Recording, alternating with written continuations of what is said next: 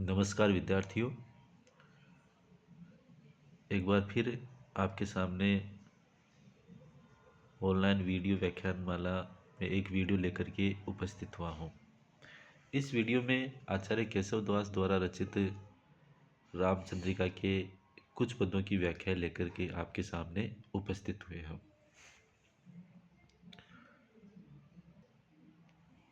जैसे कि हमने पहले भी चर्चा की थी, आपके पाठ्यक्रम में केशवदास के कुछ पदों को लिया गया है जो कि रामचंद्रिका से संकलित हैं। इसी क्रम में हम शेष रहे हुए पदों की व्याख्याएं आपके सामने प्रस्तुत करने का प्रयास करते हैं।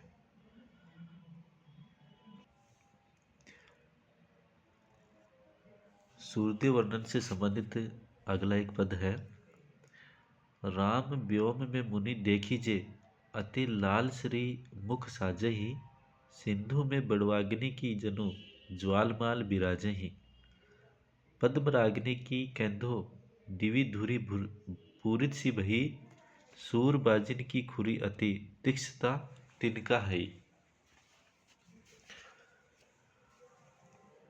व्योम आकाश के लिए है, श्रीमुख सुंदर मुख या मुख की सुंदरता के लिए है, ज्वालमाल आग की ज्वालाओं के लिए है, किंधो अथवा दिवी आकाश के लिए आया है, मूरित व्याप्त के लिए है, सूरबाजिन सूर्य के घोड़ों के लिए है, तीक्ष्णता तीक्ष्णता के लिए है, हाई चूर्ण की हुई।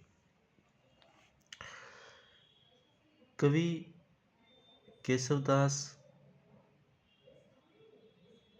के वर्णानुसार श्री राम ने मुनि विश्वामित्र से प्रातःकाल के सूर्योदय को देख करके जो कुछ कहा, वही भाव यहाँ प्रकट किया गया है कि राम व्योम में मुनि देखिजे, अति लाल श्री मुख साजहि। प्रभु श्री राम ने मुनि विश्वामित्र से कहा कि हे मुनि, देखिए आकाश में सूर्य का अत्यंत लाल मुख इस प्रकार शोभित हो रहा है, या लाल मुख की शोभा ऐसी लग रही है मानो समुद्र में बड़वाग्नि की ज्वाला या आग का पुंज सुशोभित हो रहा है। सिंधु में बड़वाग्नि की जनो ज्वालमाला बिराजी, अर्थात समुद्र में बड़वादल की ज्वालाओं का समूह दिखाई दे रहा हो। पद्मराग्नि की किंधो, दिवि धुरी पूरित सी बही, अथवा ऐसा लग रहा है कि ये जो पद्मराग्नि है उसकी धूल लालिमा से युक्त होकर के संपूर्ण दिशाओं में फैल गई हो। सूरबाजिन की खुरी अति तीक्ष्णता तिनका ही है, अथवा सूर्य के घोड़ों के खुरों की तीक्ष्णता से चूर्ण हुई पद्मराग मणिया की चूर्ण या धूलि से सारा आकाश भर गया है। इस पद में कवि ने प्रकृति का वर्णन किया है जिसमें कुछ तीक्ष्णता दिखाई देती है। केशव की शब्दावली तत्सम प्रधान है, अनुप्रास, संदेह और उत्प्रेक्षा अलंकार का प्रयोग हुआ है।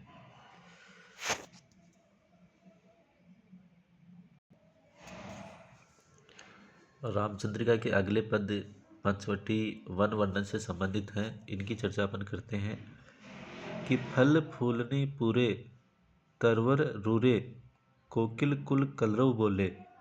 अतिमत मयूरी पियरस पूरी, मनमन प्रति नाचती डोले।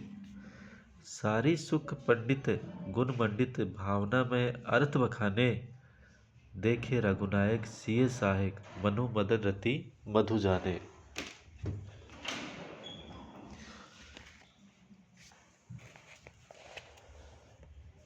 मत उन्मस्त के लिए है, पियरस दाम्पत्य रस के लिए है, मदन कामदेव के लिए है, रति कामदेव की पत्नी है और मधु बसंत के लिए है।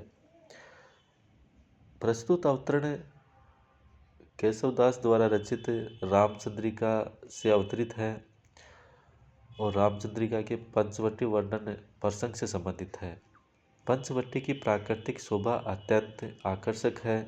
राम और सीता के वहाँ पहुँचने पर उसकी शोभा और भी बढ़ जाती है। इसी बढ़ती हुई शोभा में जो विशेषता है उसका वर्णन कवि केशवदास अपने शब्दों में कर रहे हैं और वो कहते हैं कि फल फूलनी पूरे तरवर रूरे, कोकिल कुल कलरव बोले। पंचवटी के सभी वृक्ष फल और फूलों से पूरी तरह से भरे हुए हैं। वहाँ कोयलों का समूह मधुर स्वर में गूंज रहा है। कहने का तात्पर्य कि वहाँ की प्राकृतिक वातावरण है बड़ा ही सरस बन पड़ा है। अतिमत मयूरी पियरस पूरी, बन बन प्रति नाचती डोले। वहाँ मोरनी मदमस्त होकर तथा दाम्पत्य रस से परिपूर्ण होकर नाच रही है। इस तरह पंचवटी के हर कोने में वह डोलती हुई पंख फैलाकर आनंद व्यक्त कर रही है। सारी सुख पंडित गुण मंडित, भावना में अर्थ बखाने। पंचवटी में मैना और तोते मानव वाणी का अनुसरण कर रहे हैं। वे मानवीय गुणों से शोभायमान हैं। वे जो कुछ अनुकरणात्मक शब्द कहते हैं उनमें व्यक्त भावों के अर्थ को भी बखान करते हैं। देखिए रघुनायक सिए सहायक, मनु मदन रति मधु छाने। उस पंचवटी में सीता के साथ राम ऐसे शोभायमान हो रहे हैं कि मानो कामदेव अपनी प्रिया रति के साथ वहां आ गए हैं और संपूर्ण प्रकृति में बसंत ऋतु का संचार होने लगा है। कवि यह कहना चाहता है कि राम और सीता पंचवटी से उपस्थित जो प्राकृतिक सुषमा है वो और भी ज़्यादा बढ़ गई है। वहाँ भांति भांति के पक्षी कलरव कर रहे हैं और नाना भांति की गतिविधियों का संचालन कर रहे हैं।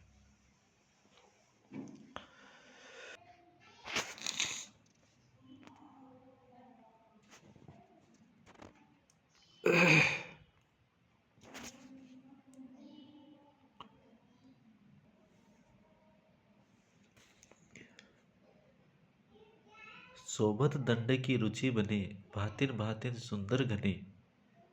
सेब बड़े नृप की जनु लसे, श्रीफल भूरी भाव जह बसे। बेर भयानक सी अति लगे, अर्क सम जहाँ जगमगे। नैनन की बहुरूपनी ग्रसे, श्री हरि की जन्म मूर्ति लसे। यह पद दंडक वन वर्णन से संबंधित है।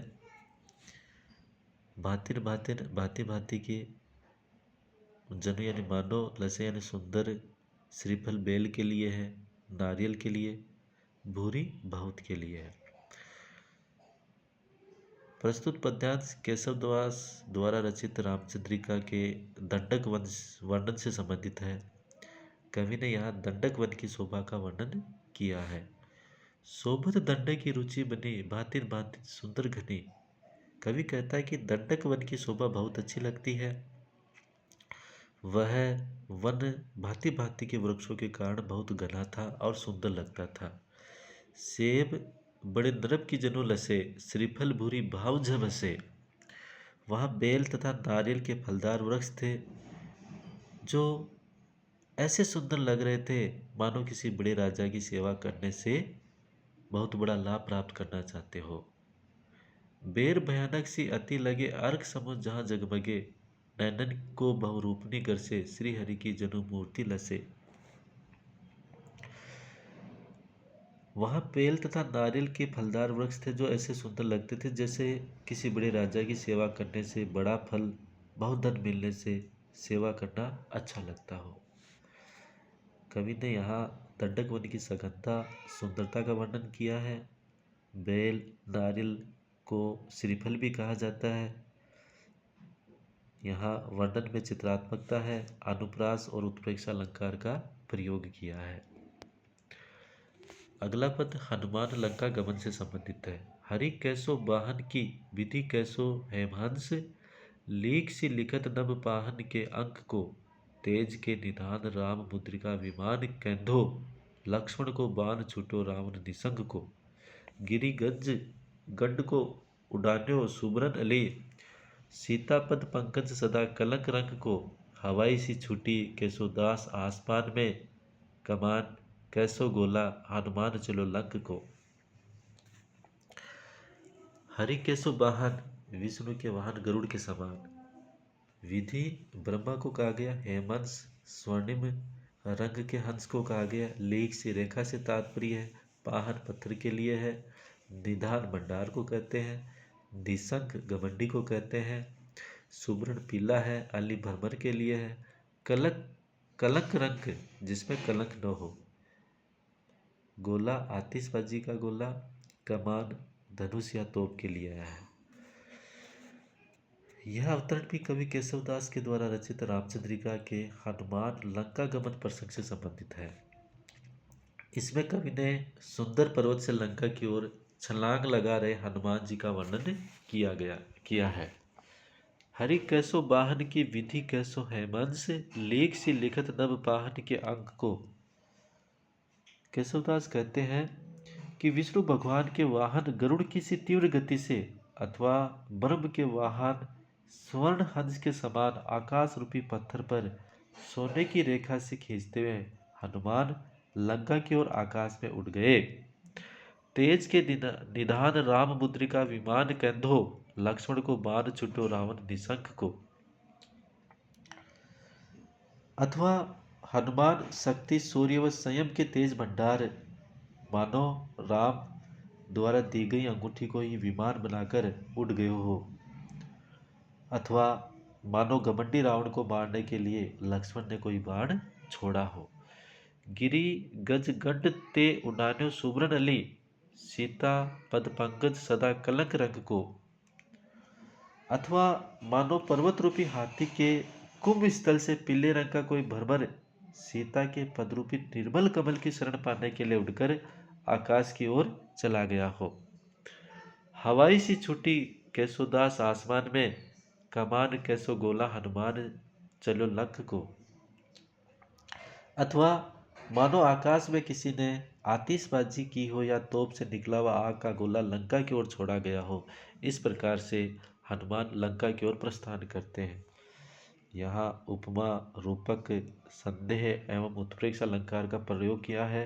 दंडक छंद की गति अति प्रशंसनीय बन पड़ी है। धन्यवाद।